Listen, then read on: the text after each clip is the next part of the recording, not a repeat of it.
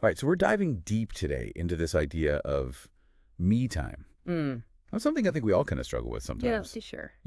Like actually figuring out what it is, how to make it work for us, and not feel guilty about it. Right, exactly. And for this deep dive, we're looking at the power of me time, transforming alone time into self-care part 2, which is like a whole treasure chest of ideas. It really is. And what I'm sensing from you is you're really at this point where you want to not just survive alone time, but actually like really thrive in it. Yeah. Like ditch the guilt, figure out how to set some boundaries that actually stick, and maybe even discover that being alone can be like a source of strength. Absolutely. So that's the mission for today. I love that. So one of the things that really jumped out at me from this source is how it reframes self-care. Yeah. You know? It's not just about, bubble baths and face masks. Exactly. Though those can definitely be part of it, but it goes deeper, right? Right. It's about bringing mindfulness into our everyday lives.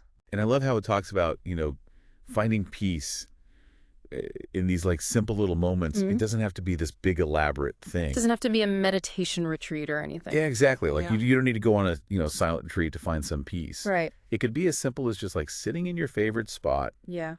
maybe with the sun streaming in. Yeah. And just breathing. Yeah, just being present in that moment. No phone, no to-do list, just existing. Yeah. Have you found that to be helpful in your own life? It's funny because I think that's something I've always kind of naturally done. Yeah. But I never really thought of it as like a mindfulness practice. Right. But when I read that in the source, it was like, oh yeah, that's actually exactly what I'm doing. Yeah, it's about reclaiming those little pockets of time. Right. And kind of shifting from this mindset of like constantly doing to just being. And that's so hard in our culture. Oh, it's so hard. Because we're so like, go achieve. That glorified busyness. Yeah. And so consciously choosing to just be still. Yeah. And be so incredibly restorative. Okay, so we've been talking about carving out these little pockets of peace, through mindfulness. Right. But what about actually protecting that me time Yes. from all the demands of the world, Oh, absolutely, because the world is constantly trying to encroach on our time. Oh my gosh, yes. And the source talks a lot about setting boundaries. Yes. And I think that's something that a lot of people really struggle with. It is. We were often like conditioned to prioritize other people's needs above our own. Yeah, it's like we're programmed to be people pleasers. Yes. And then saying no can feel like so difficult. It can feel almost impossible sometimes. But the source makes this really important point. And it's that setting boundaries isn't selfish. Yeah. It's actually an act of self-respect. It's about honoring your own well-being. And I love that reframe because it's so easy to get caught up in that feeling of like, oh, I'm letting people down. Right. But it's not about that. It's about recognizing that you can't pour from an empty cup. So what are some like concrete examples of those everyday boundaries that people can start setting?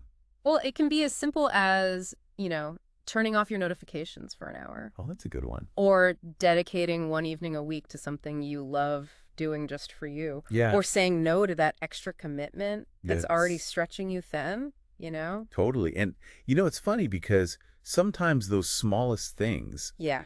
can feel like the hardest things. They can because we're so used to being constantly available and responsive. Right. But even those small steps can lead to really big shifts. Absolutely. And speaking of shifts, Yes, the source takes this really interesting stance on solitude. it does. And it encourages us to not just tolerate it, Yeah. but to actually celebrate it, Yeah. which I know can sound kind of radical. It can. But I'm curious to hear your take on that. Well, I think it's about reframing being alone, Yeah. From something that we dread to something that we actually embrace. Yes, like instead of feeling lonely, we can actually enjoy our own company Right. and, tap into our creativity, discover things about ourselves we might not have realized otherwise. Exactly. Solitude becomes a space for like deep self-discovery and connecting with our inner world. So true. But we also have to acknowledge that sometimes solitude isn't a choice. Right. It's a circumstance. Yeah. And that can lead to feelings of loneliness, which can be really tough. It can be really challenging. Absolutely. So how do we navigate that? Yeah. How do we support those listeners who might be struggling with feeling isolated and alone? I think what's so powerful about this source is that it offers a perspective shift. Instead of yearning for company, It encourages us to focus on nurturing ourselves. Okay, I like that. Instead of feeling incomplete, we can recognize the strength we have to stand on our own 2 feet. Yeah. Instead of waiting for external validation, we can give ourselves permission to create joy and fulfillment within. You have the power to create joy within yourself. That's such a powerful message. But on a practical level, how do we actually integrate me time into our lives Yeah. when we're already so busy? The beauty of it is it doesn't require a huge life overhaul. Okay, good, because who has time for that? Exactly. You can start small, just like with setting boundaries. Even dedicating just 10 minutes a day to intentional solitude can make a difference. 10 minutes. I can do 10 minutes. Right, exactly. Yeah. And it can be something as simple as, a quiet walk in nature, Yeah. or reading a few pages of a good book, Mm-hmm. or even just sitting in silence with a cup of tea. Oh, yeah. It's about finding what feels restorative to you. It's like those little rituals that nourish your soul. Yes, exactly. And then gradually increasing that time as you become more comfortable with the practice. Makes sense. Yeah. So to wrap this all up, I think the big takeaway here is that me time isn't selfish. It's not. It's an investment in ourselves. It is. It's about building a relationship with ourselves, fostering resilience, and creating a life that we actually enjoy. And that we can feel good about. Exactly. So as you continue to explore this whole me time thing, Yeah. I want you to think about this.